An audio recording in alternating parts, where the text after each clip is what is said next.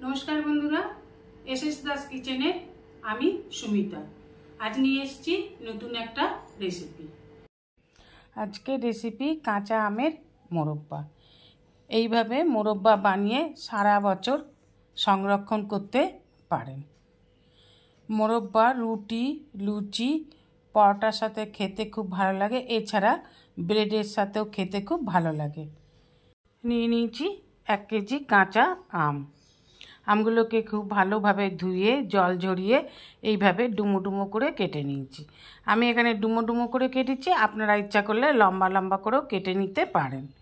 ওভেনে কড়া বসিয়ে দিয়ে দেবো ছোটো এলাচ, দিয়ে দেবো 4-5 চামচ মৌরি আর ছোটো এলাচ খুব ভালোভাবে ভেজে নিয়ে দেখুন ভাজা ভাজা হয়ে গেছে। এবার নামিয়ে নিয়ে গুঁড়ো করে নেব। ওভেনে কড়া বসিয়ে দিয়ে দেবো জল পরিমাণ মতো, দিয়ে দেবো 1 টিস্পুন হলুদ গুঁড়ো, দিয়ে দেবো ডুমো করে কেটে রাখা আমের টুকরোগুলোকে। একটু ভালোভাবে নেড়ে চেড়ে নিয়ে দিয়ে দেবো পরিমাণ মতন লবণ আর দিয়ে দেবো আরেকটু জল। একটু ভালোভাবে নেড়ে চেড়ে নিয়ে দিয়ে দেবো ঢাকা। 5 মিনিট ঢাকা দিয়ে ভালো করে ফুটিয়ে নিতে হবে। 5 মিনিট ঢাকা দিয়ে ফুটিয়ে নেব। 5 মিনিট পর ঢাকা খুলে দেখে নিতে হবে আমটা সিদ্ধ হয়েছে কি না। খুব বেশি সিদ্ধ হবে না, আবার খুব বেশি কাঁচাও থাকবে না, ঠিক এইভাবে সিদ্ধ হয়েছে। এইভাবে এবার নামিয়ে নেব। ওভেনে কড়া বসিয়ে দিয়ে দেবো চিনি, 500 গ্রামের মতন চিনি। এই হলুদ বাটির 2 বাটি চিনি 500 গ্রাম।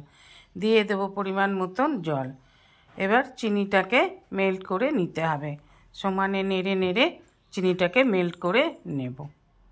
একটু ফুটে গেলে চিনিটা মেল্ট হয়ে গেলে চিনি দেখুন রসটার কালারটাও আলাদা হয়ে গেছে, হালকা লাল হয়ে এসেছে। এবার একটু ফুটিয়ে ফুটিয়ে চিনির রসটাকে ঘন করে নেব। এইভাবে সমানেই নেড়ে নেড়ে ঘন করে নিতে হবে। যখন হাতে দিয়ে একটা তারের মতন সৃষ্টি হবে, তারের মতন লাগবে দেখতে, তখন দিয়ে দেবো আমটাকে। দেখুন এই যে এবার দিয়ে দেবো আমটাকে। এখানে বলে রাখি, যেসব বন্ধুরা আমার চ্যানেলটিকে সাবস্ক্রাইব করে আমার পরিবারের সদস্য হয়েছেন তাদের অসংখ্য ধন্যবাদ। যারা এখনও আমার চ্যানেলটিকে সাবস্ক্রাইব করে আমার পরিবারের সদস্য হননি তাদের কাছে অনুরোধ রইল আমার চ্যানেলটিকে সাবস্ক্রাইব করে আমার পরিবারের সদস্য হবার জন্য। এবার দিয়ে দিলাম সমানেই আমটাকে ফুটিয়ে ফুটিয়ে যখন দেখুন চিনির রসের সাথে আমটা ঘন হয়ে এসেছে তখন দিয়ে দিলাম ভেজে রাখা মশলাটা বড় চামচের 1 চামচ। এবার দিয়ে আরও ভালোভাবে নেড়ে নিলাম। একটু নুন কম হয়েছিল তাই আর একটু নুন দিয়ে দিলাম।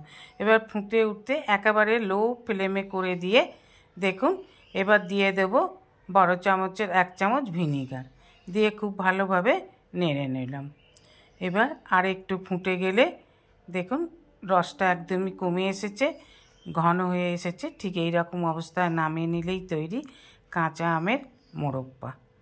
এইভাবে বানিয়ে সারা বছর আপনি সংরক্ষণ করতে পারেন।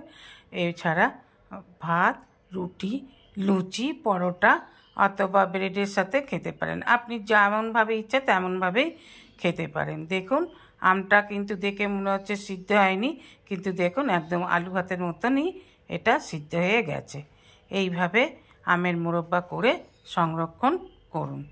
Thanks for watching my channel SS Das kitchen. রেসিপিটা ভালো লাগলে অবশ্যই একটা লাইক কমেন্ট সাবস্ক্রাইব করার অনুরোধ রইল।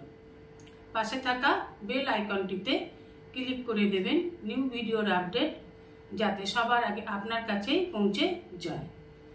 নমস্কার, আজ এই পর্যন্তই।